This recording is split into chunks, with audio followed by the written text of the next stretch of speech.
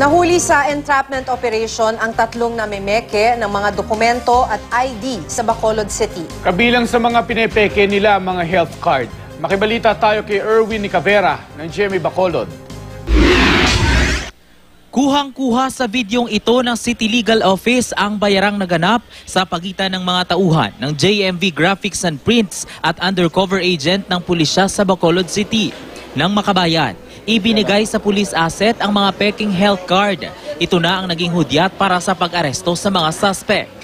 Kamu permit na nag-i-issue kamo sa mga fake na mga documents. At the end of the law, may ara kamo krimen nga nakomite.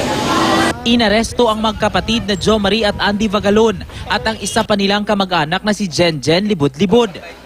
Hindi na nila naitanggi ang ulat na natanggap ng pulisya na namimeke sila ng mga dokumento kabilang na ang mga health card. Hindi nga sila may kakuhaan hindi kadadlaw, talagsaman lang.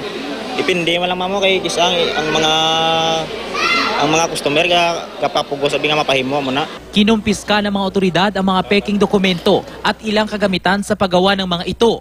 Inamin din ng mga suspect na magtatatlong taon na nilang ginagawa ang iligal na negosyo.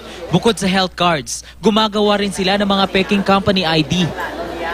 Naibibenta raw nila ang mga ito sa halagang 100 piso kada piraso. Dira pa naman balaan natin later on, pa-voluntarily, pa-check natin yung mga computers nila kung ano pagidang ara dira.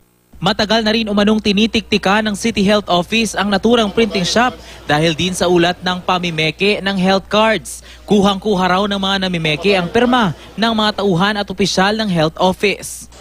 Sasampahan ng reklamong falsification of public documents ang mga naaresto. Erwin Nicavera, Nagbabalita, Pilipinas.